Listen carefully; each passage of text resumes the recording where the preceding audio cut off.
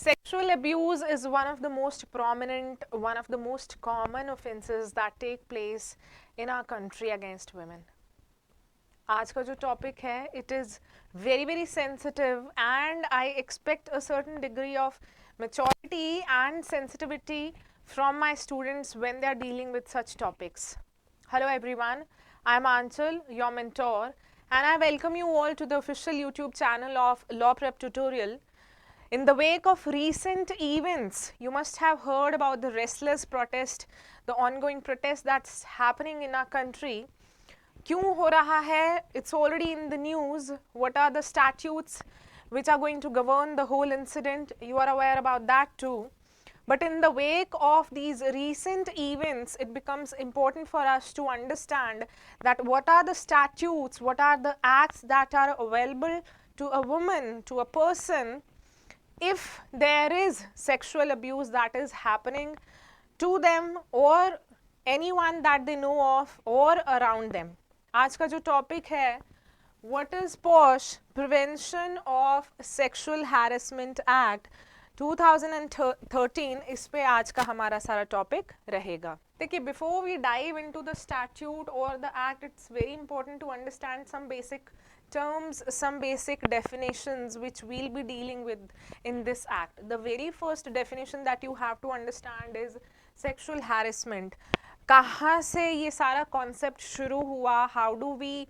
How have we reached here? Because it's a very recent act, बहुत ही नया है, 2013 में ही आया है. But what is the history behind it? कहाँ से इस चीज़ की, statute की शुरुआत हुई? What are the underlying guiding principles? We'll be talking about all of that. So let's deal with the main topic at hand, that is sexual harassment. Definition क्या है, कहाँ से शुरू हुआ? अब देखो, एग्जैक्ट डेफिनेशन आपको कहीं पे भी एग्जैक्टली मिलेगा नहीं. ऑफ कोर्स स्टैट्यूट में इट इज मेंशन्ड, लेकिन एग्जैक्ट डेफिनेशन आपको कहीं पे मिलेगा नहीं. एक केस लॉ है बहुत ही ज़्यादा important, that is Vishakha versus the state of Rajasthan.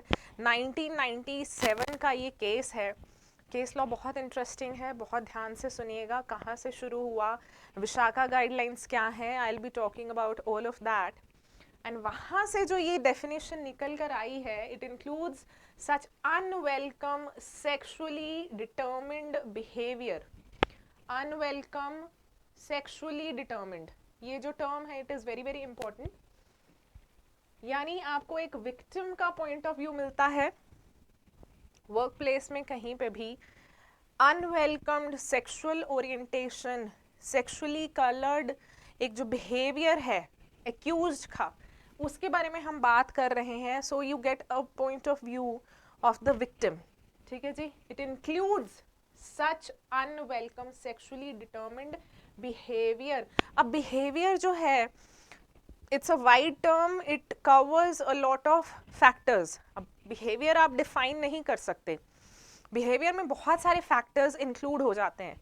It could be speech, it could be gesture, it could be overall being, या कोई रिमार्क्स हैं, इनडायरेक्ट कमेंट्स हैं, could be anything at all. किसी भी तरह का जेस्चर भी हो सकता है, whether directly or by implication. As first is physical contact and advances. Physical contact, it is very very inappropriate to touch your colleague or for that matter any person without their consent. Physical contact बहुत important है. Definition point of view से देखें, this point is important. It is highly inappropriate to touch another person or even to proceed to touch another person without their consent.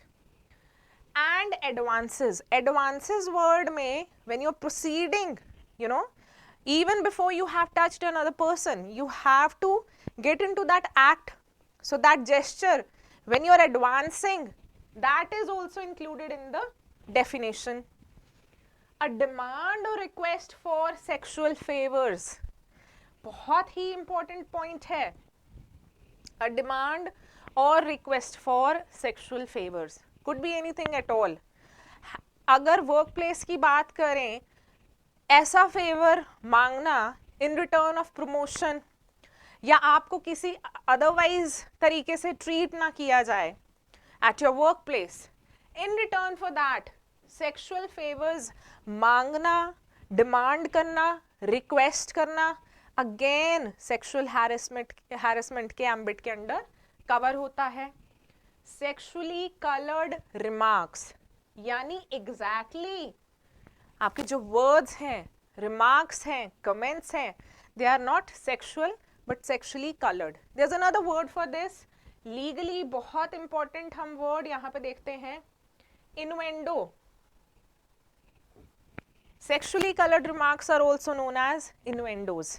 ठीक है जी, indirect तरीके से आप वही चीज कहना चाहते हैं. Showing pornography, again it is included in the definition.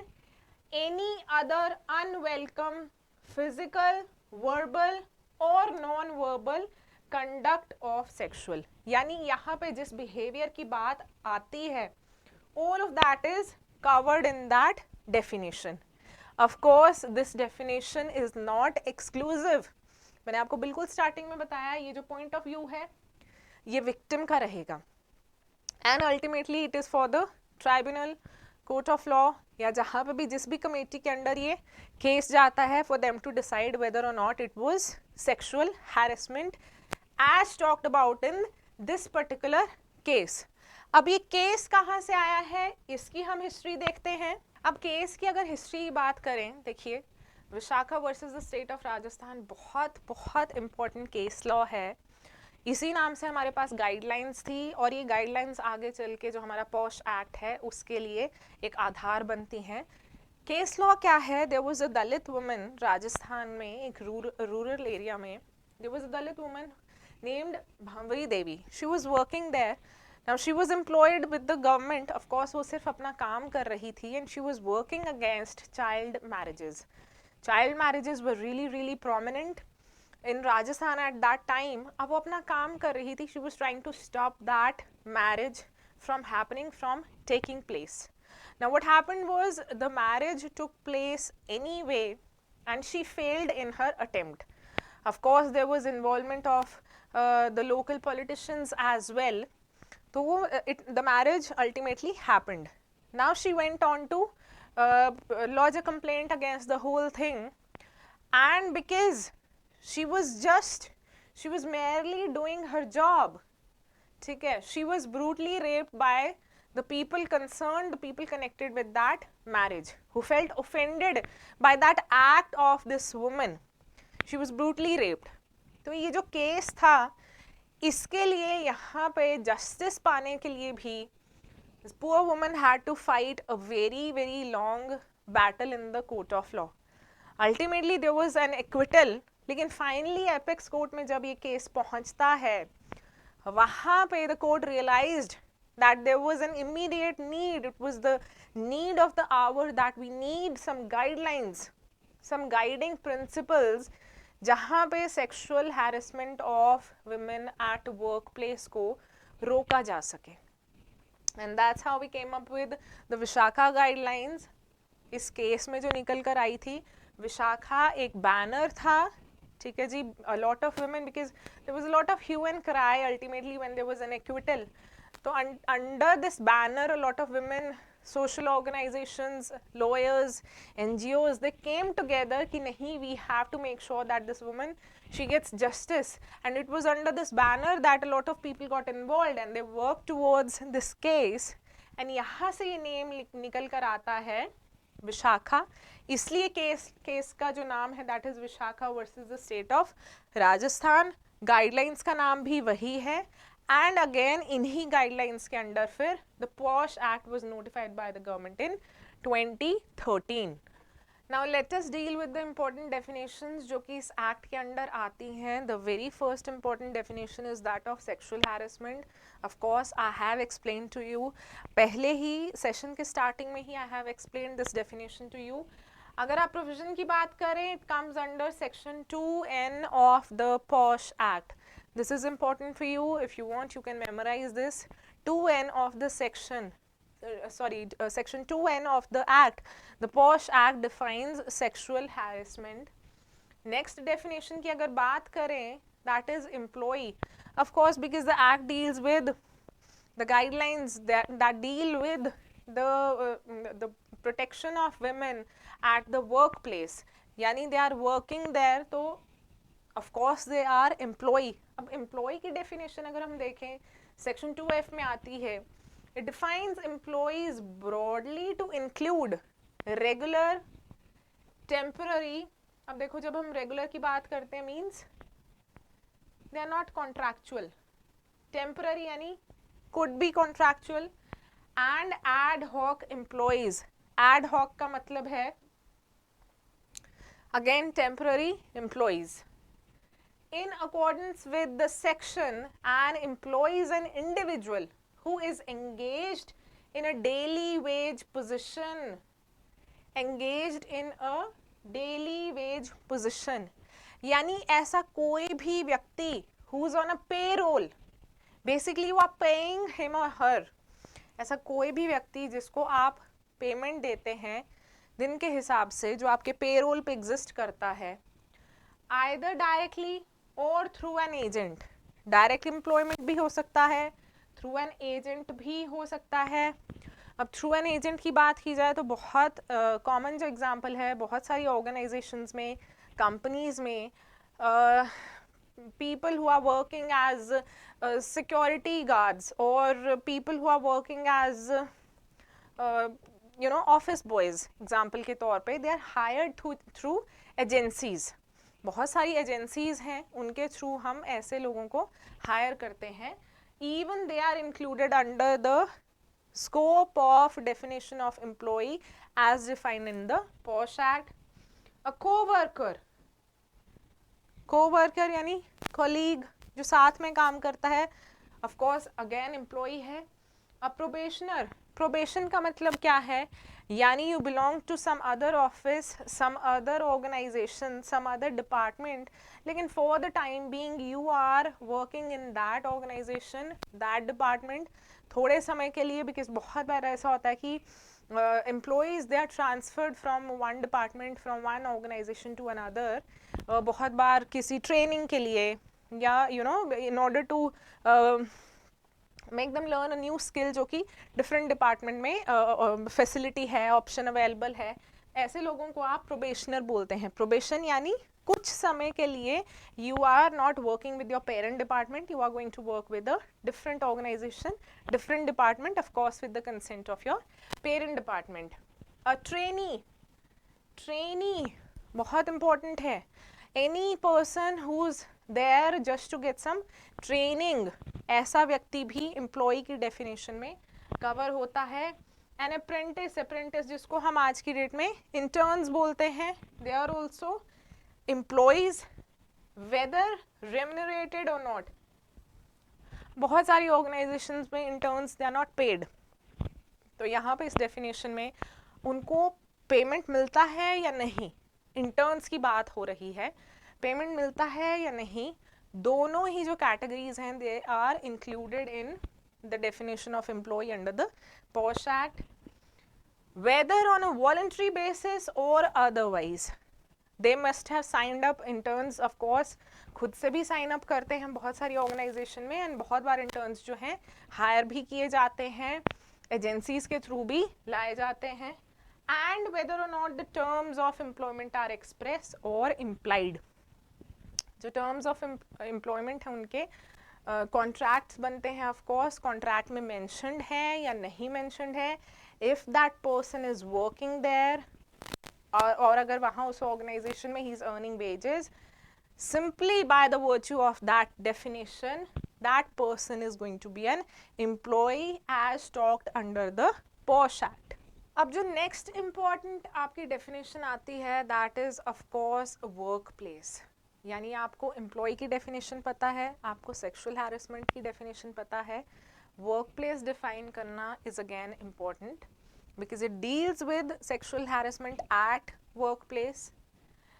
Although the Vishaka guidelines only apply to the traditional office settings, अब ये बहुत ज़्यादा इम्पॉर्टेंट है. जब सुप्रीम कोर्ट में ये केस पहुँचा था, वहाँ पे विशाखा गाइडलाइंस में जो आपका ट्रेडिशनल सेटअप रहता है ऑफिस का, ओनली दैट वाज कवर्ड. लेकिन ऑफ कोर्स जब ये लेजिस्लेट हुआ मैटर पूरा का पूरा, और जब स्टैट्यूट इसमें से निकल कर आया पॉश एक्ट, तो इसमें जो एम्बिट है वो बहुत ज़्यादा वाइड कवर किया गया है डेफिनेशन की अगर बात करें. Although the Vishaka guidelines only apply to the traditional office settings, the POSH Act introduces the concept of an extended workplace. What is an extended workplace? अब देखो, we are living in 2023 और आज की date में work from home is also available. क्या वो workplace की definition में cover होगा? That answer you will find here. Introduces the concept of an extended workplace. A lot many times 2 or more people they come together as a group and कहीं बाहर किसी cafe में या कहीं किसी public place में they are sitting together, they are working on their laptops. Do you think that that qualifies for workplace as defined under this act? You have to let me know in the comments. Recognizing that harassment may not necessarily occur in the workplace itself, because we really realized the importance of, you know, the wide area कि workplace का मतलब सिर्फ एक traditional office setup नहीं है. There are a lot of organizations, there are a lot of jobs, there are a lot of scenarios जहाँ पे you know, field work is also there. Field work as in example के तौर पे, for 4 months you will be working in an office, but for 4 months you have to go out and work, you know, someplace else. बहुत छोटा सा example अगर देखें, Ministry of Mines के under there's one institute, there's one organization, Geological Survey of India. They have to stay in the office and work there in the traditional office setup for 6 months, and for close to 6 months they are out there, they are working in the field as in, since they are working with mines and minerals and everything that's related to geology, they have to go out. अब is that included in the definition of workplace? बहुत important point वो यहाँ पे cover हो जाता है, that recognizing that harassment may not necessarily occur in the workplace itself. यानी जो traditional office है उसके बाहर भी workplace may exist, and in the current scenario, yes, workplaces exist even outside the traditional office setup. In accordance with section 2O, again provision का नाम है 2O of the act, a workplace refers to any place visited by an employee as part of his or her employment. अभी जो मैंने आपको example दिया है, जो field area है, of course that is covered in under the ambit of the definition of workplace as given under this act, including any transportation provided by the employer for traveling to and from work.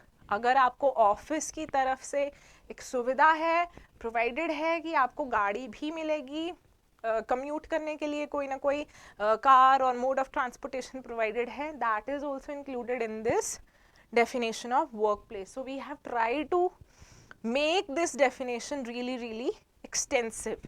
ठीक है जी, you have to refer to section 2O if you want to refer to the definition of workplace under this act.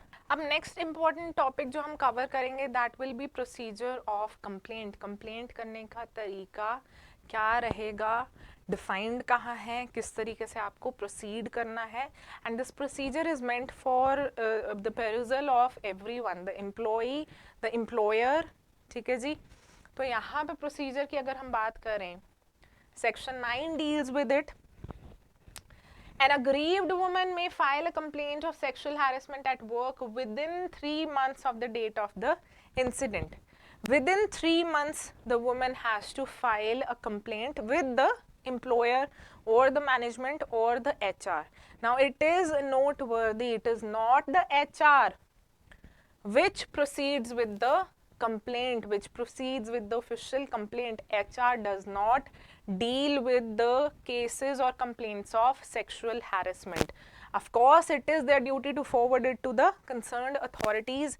Committees रहती हैं, committees बनाई जाती हैं, form करते हैं employers, that is there duty. HR की ड्यूटी जरूर है ये फॉरवर्ड करना, but HR does not deal with the complaints of sexual harassment at work place. बहुत इंपॉर्टेंट पॉइंट है, याद रखिएगा.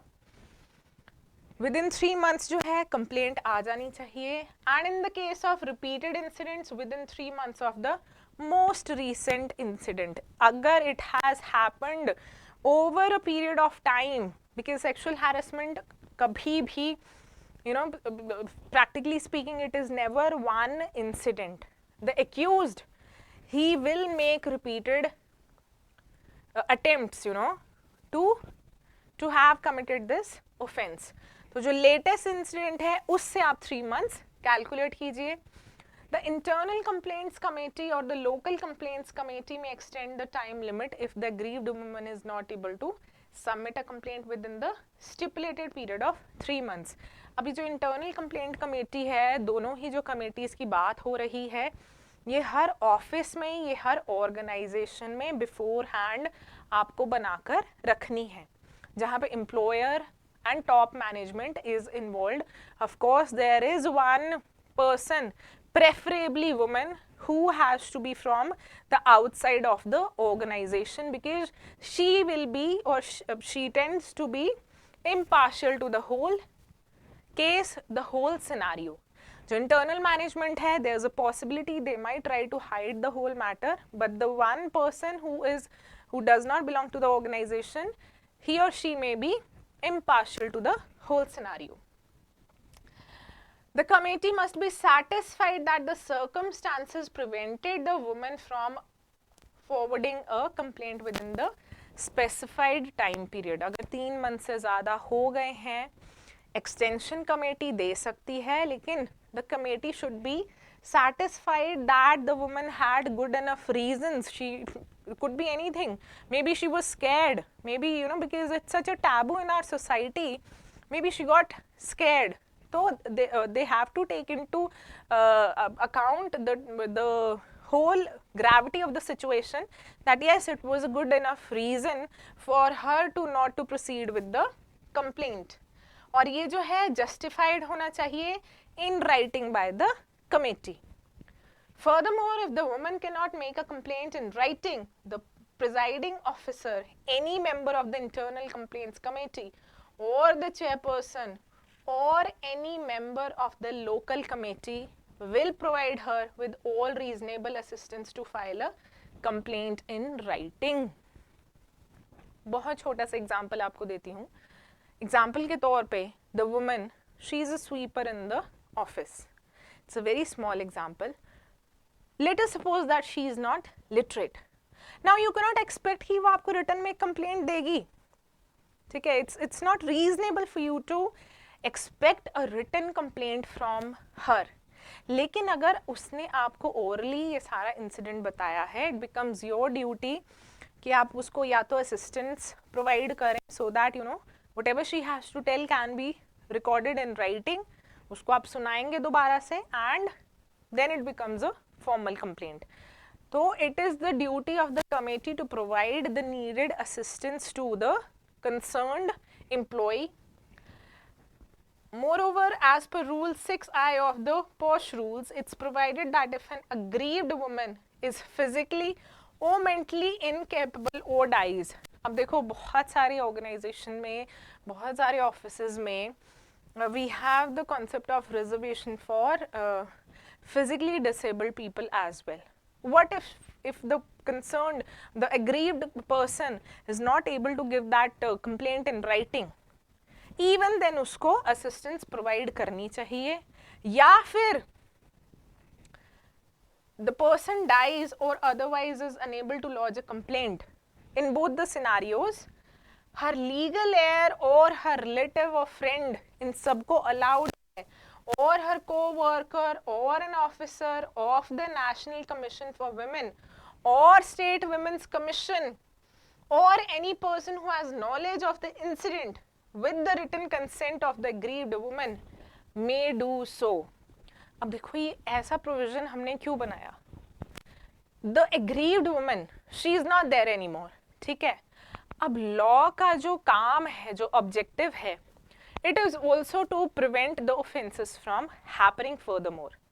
फ्यूचर में ऐसे इंसिडेंट्स ना हो, ऐसे ऑफेंसेस ना हो, ये प्रिवेंट करना भी लॉ एंड ऑर्डर की ड्यूटी है. एक इंसिडेंट एक व्यक्ति के साथ हुआ है, वही सेम इंसिडेंट किसी और व्यक्ति के साथ ना हो, उसकी प्रिवेंशन भी लॉ एंड ऑर्डर का ऑब्जेक्टिव है, ड्यूटी है. इसलिए it's very important, it becomes very important that the said accused must be punished, या एटलीस्ट उसका चेहरा सामने आए. ठीक है जी. And that's why this provision becomes really really important in order to empower the victims. अब देखिए प्रोसीजर के बाद व्हाट कम्स नेक्स्ट. कंप्लेंट हो गई, ड्यू प्रोसीजर भी फॉलो हो गया, everything was in place. The next part that comes is punishments. क्या पनिशमेंट्स जो एम्प्लॉयर है वो ला सकता है. An employer may punish an employee in the following ways for engaging in sexual harassment in accordance with the POSH Act. The very first is the punishment prescribed under the organization's service rules. अब ये important point है. Service rules क्या हैं? देखो हर organization के there are set rules beforehand. जब भी एक organization it comes into being, they have a rule book beforehand, और उसी में ये सारे रूल्स भी मेंशन रहते हैं. तो पहला ऑप्शन एम्प्लॉयर के पास है कि उस एम्प्लॉय को ऑर्गेनाइजेशन के सर्विस रूल्स के अकॉर्डेंस में पनिश किया जाए. सेकंड है in the absence of service rules. अगर ऐसे सर्विस रूल्स नहीं हैं, डिसिप्लिनरी एक्शन में इंक्लूड क्या क्या चीजें. A written apology, that is one. Second is warning. Warning देकर भी छोड़ा जा सकता है, depending on the gravity of the whole incident. Then reprimand, you have to reprimand the other person. Censure या withholding of promotion. अगर उस व्यक्ति की प्रमोशन ड्यू है, you can withhold the same, या आप उसको डिमोट भी कर सकते हैं. ठीक है जी. Withholding of pay rise or increment. अगर increment due है, appraisal due है, promotion due है, that can be withheld. That is another form of punishment. Terminating the respondent from service. This is the harsh form of punishment कि आप उसको नौकरी से ही निकाल दीजिए.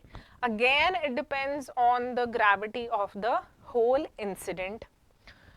अंडरगोइंग अ काउंसलिंग सेशन, उस व्यक्ति की काउंसलिंग करवाई जाए, बिकॉज ऑफ कोर्स मानसिक तौर पे ही is sick, he is a pervert, and that person needs to go to a counselling session. और परफॉर्मिंग कम्युनिटी सर्विस. अब देखिए कम्युनिटी सर्विस इंडिया में बहुत ज़्यादा ट्रेंड नहीं है, but of course POSH act में this has been mentioned again. And reduction of the respondents wages to pay compensation to the aggrieved woman. यानी aggrieved woman को compensation दिलवाया जाए, लेकिन वो आएगा कहाँ से? accused की जेब से. reduction of the respondents wages यानी उसके पैसे कम कर दिए, और वो accused के पैसे आप कम कर दो, और वो जो पैसे हैं वो आप victim को दे सकते हो in the form of compensation. section आपका आ जाता है section 13 of the POSH Act. अब देखिए लास्ट पॉइंट में we have already discuss the compensation. Compensation के ऊपर there is a separate provision again. The POSH act in accordance with section 15 also provides for compensation for aggrieved women. In determining compensation, the following factors must be taken into account. यानी compensation का provision of course है section 15 में. कौन कौन से factors ऐसे हैं जो आपको account में लेने हैं? The very first is affected employees mental trauma, pain, suffering and emotional distress. Again, I told you कि पूरे incident की gravity पे depend करता है. तो gravity का मतलब यही है क्योंकि आपको पूरे act के दौरान एक विक्टिम का पॉइंट ऑफ व्यू देखना और समझना और एनालाइज करना है. तो विक्टिम का मेंटल ट्रॉमा कितना उसने सफ़र किया है, pain how much she has suffered, suffering and emotional distress कितना हुआ है. Keeping in mind all these factors the amount of compensation can be calculated. The second important factor is the loss of career opportunities caused by sexual harassment. Of course, ऐसे incident के बाद loss of opportunities कितना हुई हैं या हो सकती हैं. Physical and mental health treatment expenses incurred by the victim. There is a possibility that she went for therapy or for counseling or for some sort of help, medical, psychological, psychiatric, anything of the sort that has to be taken into account और वो compensation में आपको include करना है. Whether the alleged perpetrator has a high income or a high status, जो accused है उसकी income and status also you have to take into account while calculating the amount of compensation. Whether lump sum or installment payments are feasible. आप compensation किस तरीके से provide करेंगे, या तो आप lump sum में provide कीजिए या फिर installments, monthly installments के रूप में. And the last factor is a failure by the respondent to pay the aforesaid sum will result in the IC यानी internal committee forwarding the order of recovery to the district officer concerned. अगर accused ने compensation pay नहीं किया तो internal committee जो है सारा का सारा matter district officer को भेज देगी.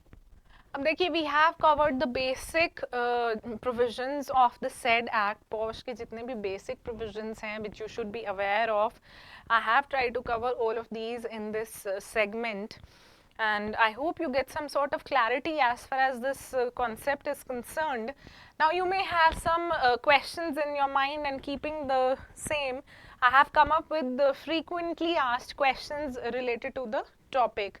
So the very first question that you may pose is it possible for both men and women to be victims of workplace sexual harassment? अब देखिए, दोनों के ही साथ ये incident हो सकता है, लेकिन this is one of the drawbacks of the act कि 2023 में भी these options, these safeguards are available only to women. यानी जो आपका एक्ट है that is not gender neutral, it focuses only on women as victims. The second question that you may have is, does verbal conduct constitute sexual harassment? बहुत important point है. The verbal harassment of a sexual nature में constitute sexual harassment. आपको definition में मैंने पहले ही ये cover करवा दिया है. It is possible for words to be offensive in the same way as physical acts and touches. Words matter, especially in workplace where you expect your colleagues to behave in a certain manner, to be respectful towards you and your work. वहाँ पे words matter a lot. In the workplace, sexually colored jokes, comments and stories can lead to sexual harassment and can create an environment that is hostile. बहुत important point है कि जो words हैं, जो sexually colored remarks हैं, innuendos हैं, वो sexual harassment के अंदर constitute होते हैं. Does the company's HR manager have authority to investigate complaints? I have answered that already. बहुत important question है. No, an investigation must be conducted by the internal committee after the complaint has been filed. HR के पास अगर complaint आती है, it is their duty to forward it to the IC, लेकिन they do not have the authority to deal with the whole matter. Does every branch or office need to have an IC? A company must set up an IC at every branch or office where at least 10 employees are employed. Company की definition again different statute है. Companies Act जो है वहाँ पे आपको ये definition मिलेगी. Do the parties involved in a claim of sexual harassment have a chance to resolve the issue through mediation or conciliation? Yes, mediation और conciliation का option जहाँ पे आप मिलके you come up with a middle path. Yes, a settlement may be reached at the request of the aggrieved woman, but no monetary settlement can be reached. अगर आपका आपस में बैठ के समझौता हो गया है, आपको monetary compensation of course you cannot have that, but mediation और conciliation का option आपके पास available है. देखिए, this was the basic provisions related to the POSH Act. Of course, if you have any sort of doubts, you can let me know in the comments below. If you want me to cover such topics, if you have some suggestions, please let me know in the comments, and of course like, share and subscribe.